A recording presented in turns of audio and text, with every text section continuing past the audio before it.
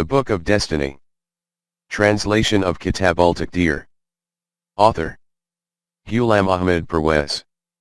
Translated by Dr. Ejaz Rasool. Glasgow, UK. ISBN number 9798884207042. 4 Chapter 4 The Law of Requital, Makafati Amal.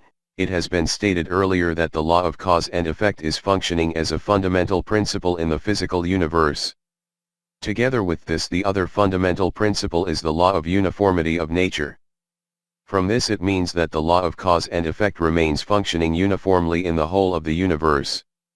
A cause which under certain circumstances produces one effect at one place and at one time, whenever and wherever those circumstances will exist in the universe, then that cause will produce the same effect.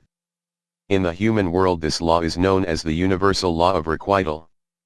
41 Two states of human life. Human life has two states. One is physical life, like other things of the universe, in which the same laws are applicable to man which apply to other animals.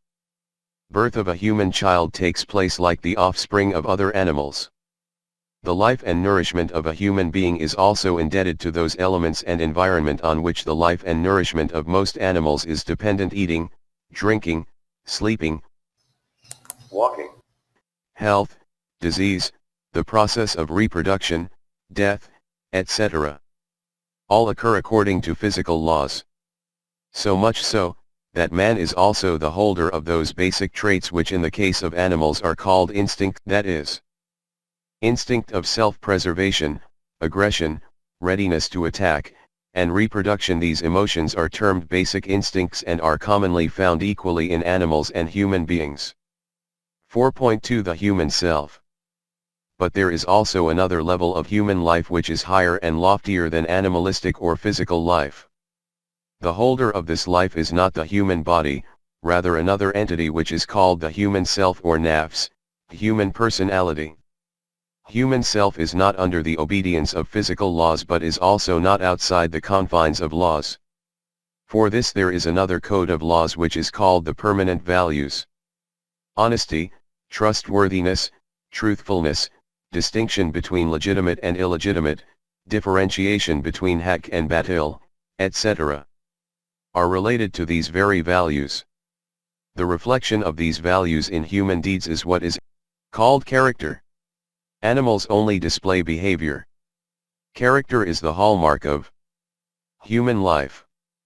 Knowledge about physical laws can be acquired through observation of nature, study, experimentation, etc.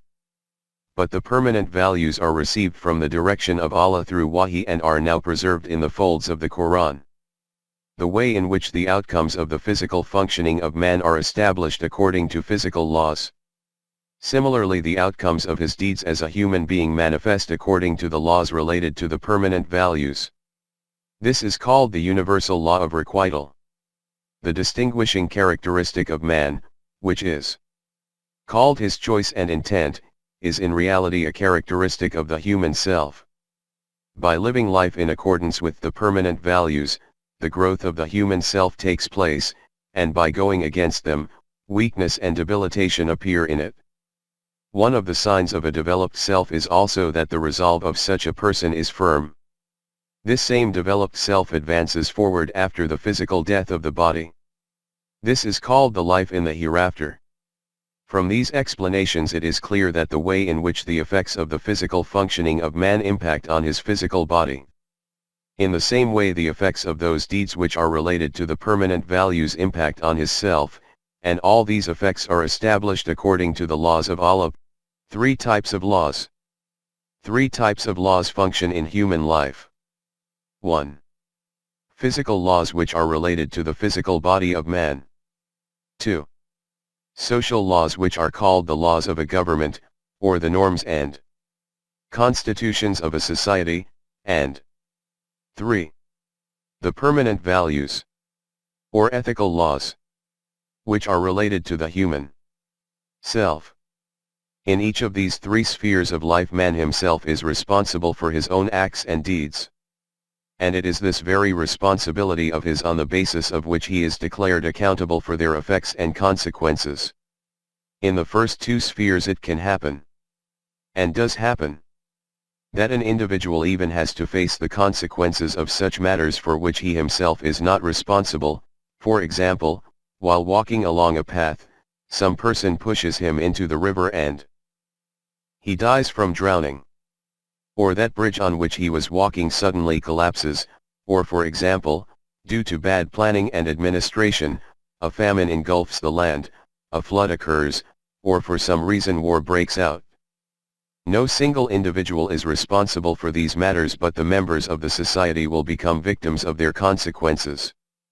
But the third sphere, which is related to the human self, is that in which every individual is responsible for his own deeds, and it is only he who has to face their consequences.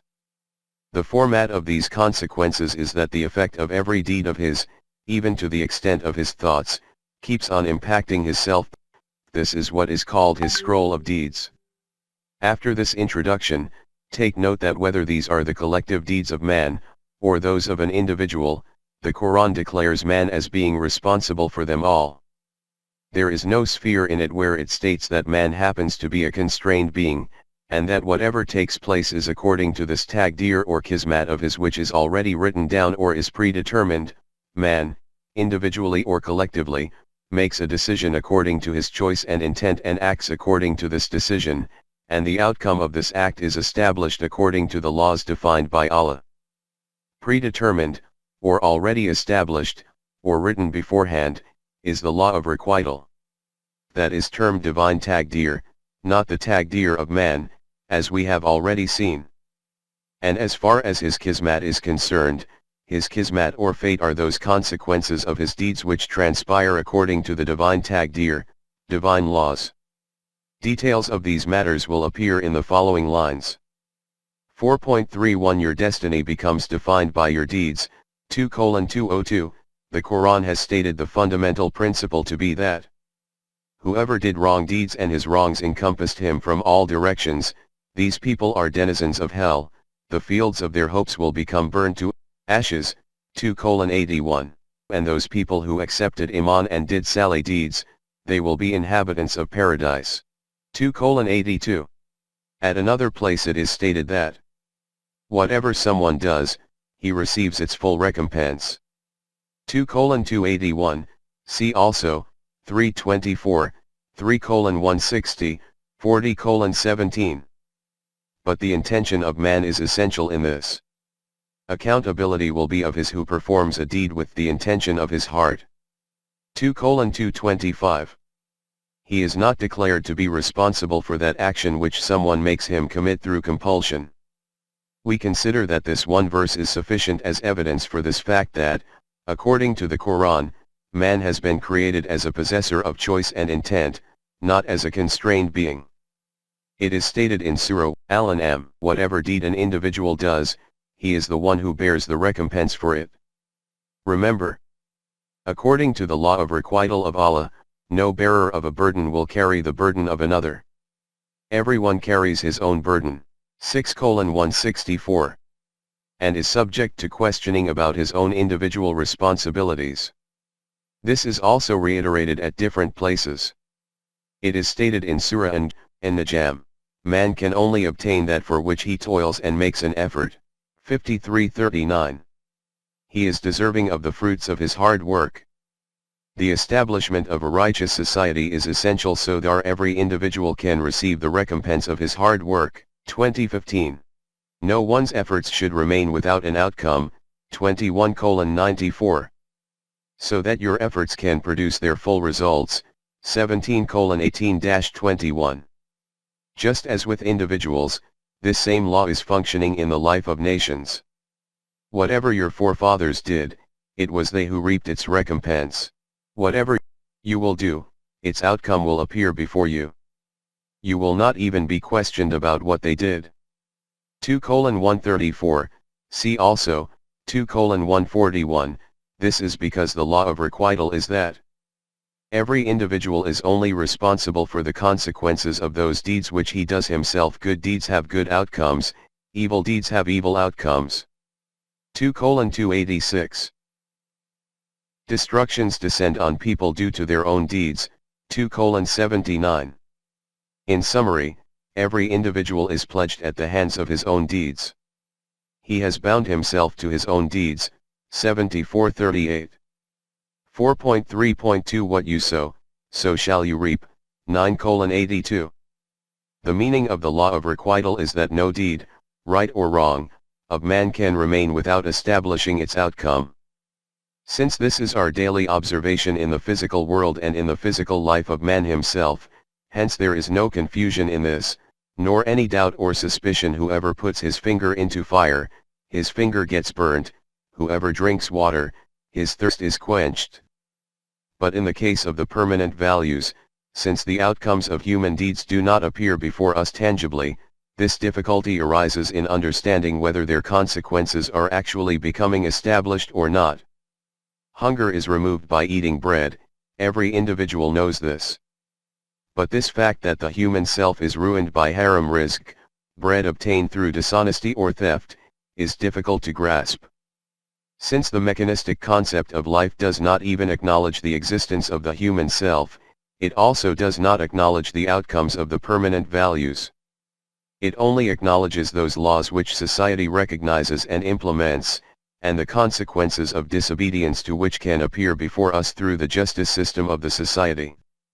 Regarding those deeds which remain hidden from the eyes of society, or those matters which are not even crimes according to the laws of the society, the question of their consequences does not even arise.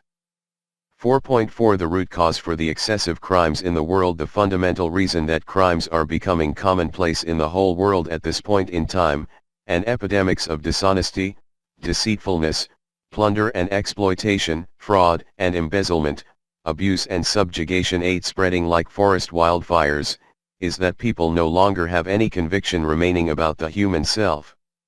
In their view, life is only this physical life, but the focal point of the whole teaching of the Quran is Iman in the human self.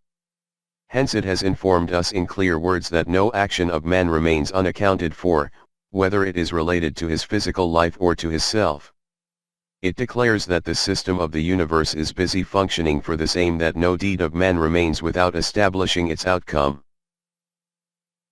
Allah created the universe, the heavens and earth, as bil-haq, and for this purpose, that every self gets the precise recompense for his deeds and there is no injustice done to anyone. 45:22. At another place it is stated, whatever is in the highs and lows of the universe, all is busy functioning for the completion of the program of Allah, so that the evil consequences of the deeds of those who adopt an evil path appear before them, and a joyful outcome for those who do good deeds.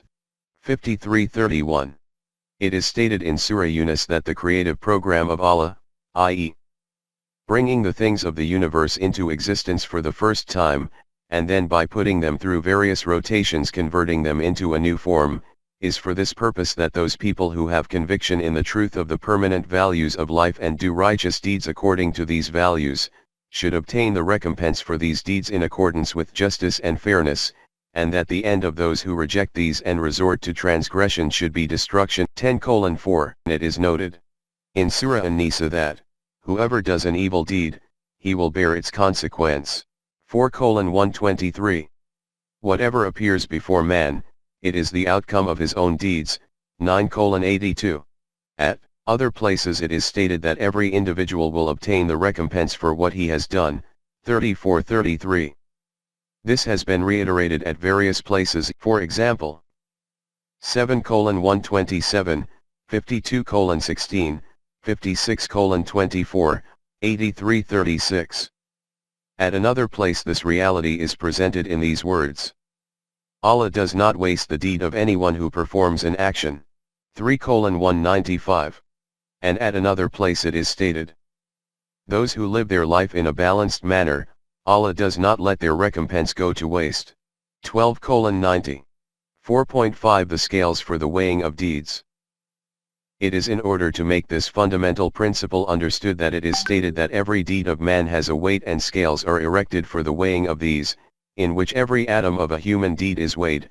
21:47. And on the day of the manifestation of results, we will erect the scales of justice, and in this way no kind of injustice will be done to any individual. Those people whose balance will be heavy with constructive deeds, their lives will be lived in prosperity, those whose balance is light, they will be ruined. 23:102-103. Each and every single atom of every human deed will be weighed on a set of scales. 31:16. Deeds will be weighed and a receipt for the weight will be given into the hands of everyone, so that he can see what his account is. 9:94, 9:105, 10:23. According to this calculation, the one who will have developed his self suitably, his field will bear fruition. The one who kept it suppressed under his base emotions and suffocated it, he will become ruined. 91:9-10. In light of these explanations of the Quran, you can see whether man is declared to be responsible for his own deeds, or does he appear to be such a creation who has no control over any of his acts and he keeps doing whatever has been determined for him, willingly or unwillingly, like a machine. The question of reward and punishment for the deed of the one who is constrained does not even arise. 4.51 Read your own scroll of deeds, 17:14. The reality which is illustrated above through the example of a set of scales is called a scroll of deeds at other places in the Quran. In connection with this it is firstly stated that whatever man says, we write it down. 19:79, see also, 21:94, at another place it is stated that we have appointed guardians and sentinels in front of man and behind him, who keep recording all his deeds. 13:11, 50:18. Another place they are called respected scribes, extremely honorable writers. 82:11. This record is not kept hidden somewhere, it is a Kitab-ul-Mubin, an open and clear book. 10:61. This Kitab-ul-Mubin has not been kept somewhere externally, it is in the heart of man himself. It is noted in Surah Bani Israel that the scroll of deeds of each man is hung around his neck. At this point in time it is rolled up, but at the time of the manifestation of results this will be unrolled, and man will be asked to read his own scroll of deeds himself. Read it yourself, and also evaluate your own account. Sufficient is yourself to make out an account against your own self this day. 17:14. There will also be no need for an external witness for proof in this list of crimes. Man himself will give evidence against his own self, and he will himself repudiate all those false excuses of self-deception which he used to concoct before this in justification of his evil deeds. 75:14-15. This is that record about which it is stated that we have a book which states the truth clearly, it commits no error whatsoever. 23:62. And this is that very book on seeing which the criminal will utter a shriek. 18:49. He will say, in despair and regret he will lament, alas! I wish that I were just a lump of mud, I wish that I were just a lump of mud instead of a conscious being possessing choice and intent so that I could have been saved from this accountability. Accountability is only of man possessing choice and intent, not of figures made of mud. It is clear from these explanations that the outcomes of every deed of man remain preserved, whether these are the thoughts passing through his heart or the deceptions of the eyes. 40:19, and produce their respective consequences according to the law of requital of Allah. The scroll of man's deeds is a parchment in his own hand which he keeps imprinting on the clear slate of his self. He arrives into the world with a clean slate, an empty scroll, and then keeps writing his own taqdeer on it. In the words of Iqbal, write your account now with your quill. The pen of Haqq has kept your countenance free. 4.5.2 Outcomes of deeds are non-transferable. 17:7, when a deed is dependent on the choice and intent of every single individual, then it is obvious that no one else can be included in its outcome either, nor can you transfer its outcome, reward or punishment, to someone else. For example, you can give your earnings, money, to others and according to need can also take it from others. But if you go for a walk every morning and because of this your health improves, you cannot pass your good health on to another, nor can you borrow someone else's health. In the same way, by putting a finger into fire, you cannot transfer the burning pain which you will perceive to someone else, nor can the intercession of anyone relieve you from it, nor can you escape it by giving or donating something to someone. These are those outcomes of deeds which can neither be transferred to anyone, nor can be borrowed from someone. We have used the example of health purely to make it comprehensible, otherwise what is being said is that the effects of human deeds which are imprinted on the self of the concerned individual are not able to be transferred. This is because, as noted above, the deed is dependent on the intent of a person, and when another cannot be included in the intent of an individual, then how can he be included in its consequence? This is called the individuality of the human self. Contrary to this, since the one who is constrained does not even have any personal choice, then how can the outcome of some action of his leave a mark on his self? If we look at it from this viewpoint, then the one who is constrained is also not accountable for or deserving of the outcome of his own deed, leaving aside anyone else being included in this. The Quran has elaborated on this individuality of the human self as a possessor of choice and intent at a number of places. It is stated in Surah Bani Israel, if you do good deeds, then this will benefit your own self, and if you do wrong, then you will bear their loss. The one who does righteous acts, its benefit is to his own self, the one who does destructive acts, its loss also falls to his own self. 41:46. Allah does nor do injustice to his servants. 41:46, see also, 45:15, whoever toils and endeavors, he does it for his own self. 29:6. It is stated in Surah Yunus. O mankind! If you transgress against the laws of Allah, then its loss will be to your own self. 10:23, see also, 4:111, it is stated in Surah Al-An'am.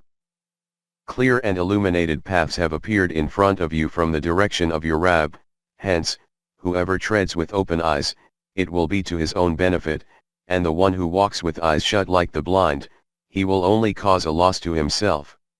6:104. This same theme is reiterated in these words at another place, O mankind! Haqq has arrived to you from the direction of your Rabb, hence, whoever will tread on the right path presented by him, the benefit will be his alone. Whoever adopts another, wrong, path by leaving this path, the loss will be borne by him alone. 10:108, see also, 17:15, 30:44, 31:12, 4.6. This is not a business matter. The other side of this same coin is that those effects of the action of man possessing choice and intent which are imprinted on his self, cannot be erased by anyone else. In other words, no one can intervene whatsoever in the matter of reward and punishment. The Quran has clarified this reality at several places.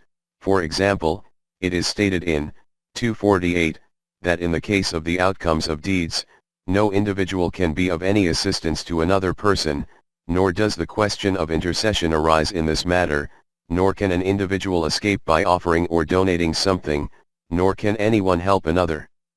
See also, 2:123. At another place it is stated that the issue of outcomes of deeds is not a business transaction, such that these can be purchased by paying a price, nor can the friendship of someone be of any use in this regard, nor can anyone intercede on someone's behalf. 2:254. And there is no exception in this for anyone. So much so, that even Rasool is told to inform these people that if I, too, go against the laws of Allah, then no one can save me either from the consequences of this. I am also fearful of the law of requital of Allah. 10:15, see also, 6:15. It was in view of this individuality of the human self, i.e., that everyone is accountable for his own deeds, that Rasulullah informed his opponents plainly that there is no need to resort to dispute in this regard. Our deeds are for us, and yours are for you. 2:139. Neither will you be asked what crimes did we commit, nor will we be questioned about what you did. 34:25. The outcomes of your deeds are for you, those of our deeds are for us. 109:6. My deeds are for me, your deeds are for you. You are not responsible for my deeds, nor am I responsible for your deeds. 1041. Only he can be held responsible for the outcomes of his deeds who commits these deeds using his own choice and intent. The one who is coerced into doing something, how can he be held responsible for this? Even Allah does not interfere in this matter, although he keeps watching who is committing what kinds of acts. Allah sees your deeds. 2:237. He is well aware of these. 2:234. No deed of anyone can remain hidden from his eyes. 2:142. To such an extent, that whatever resides in your heart, Allah has knowledge of that. 2:235. The meaning of Allah sees your deeds is that no deed of man can remain out with the grip of the law of requital of Allah. Every deed of man is within its domain. 3:120. This is why no deed of man can remain without producing its effect, and every individual has to face the consequences of his own deeds himself because he is responsible for his own deeds.